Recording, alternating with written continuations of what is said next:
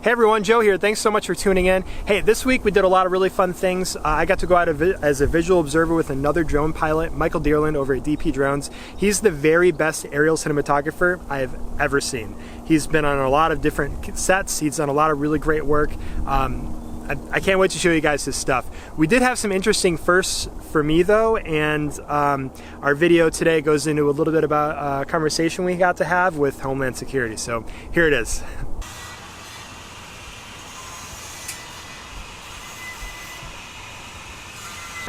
Morning everyone, Joe here. I'm visual observer today on a drone job here in Georgetown, which is kind of the industrial neighborhood in Seattle, and I'm really looking forward to getting the drone in the air, helping out. We're like right next to Boeing Field, which is a very busy, smaller county-sized airport here in Seattle, and we got a lot to watch. So it's going to be a blast today, and I hope you guys enjoy following along. So why do you need a visual observer? So sometimes when we fly drones, we're near an airport. We need special FAA approval to fly in the area, just to help watch out for aircraft to make sure that the drone doesn't come anywhere near where an aircraft is going to be. And typically the drones are allowed to fly up to 400 feet. Today I don't know what we're allowed to fly because this is typically a no-fly zone.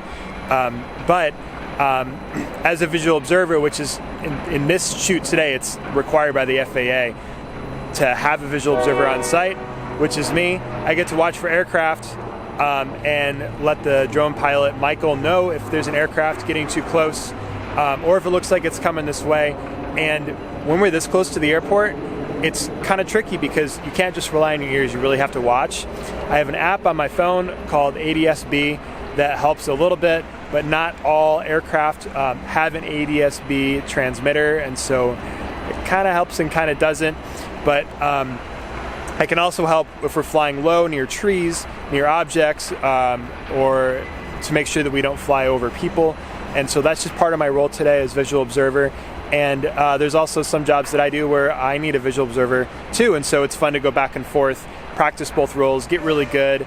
And then I don't typically fly the Inspire. I believe that's our equipment for today, and so it's a good chance for me to get around the Inspire, and then just to kind of keep working on. I mean, I love my relationship with Michael. He's a total blast to hang out with, and I'm looking forward to the day. So, all right, guys.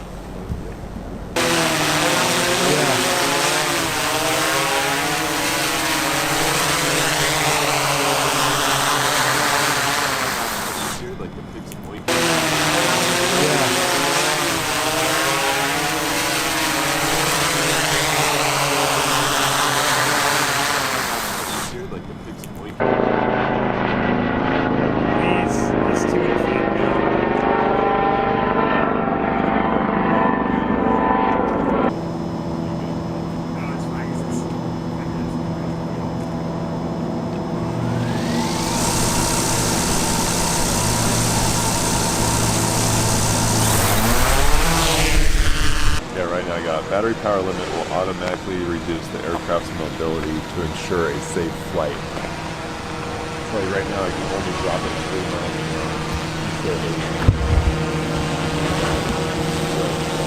Can you use more battery to do that? I think so. There's way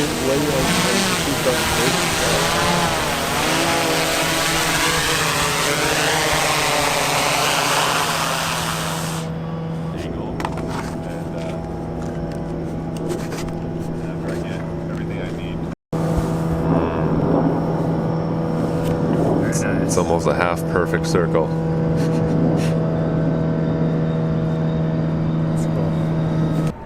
So we're done filming here, and we're going to relocate to another spot and take off from there. So we just had a first for both of us. Get him driving away first.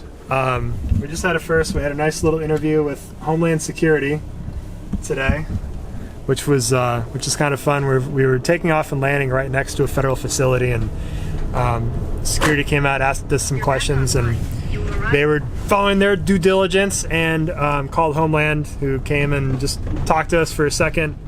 And he said, yeah, you guys aren't doing anything wrong, but, you know, we get a call, we check it out just to make sure, and just, you know, everyone's trying to do their jobs. So so we're good.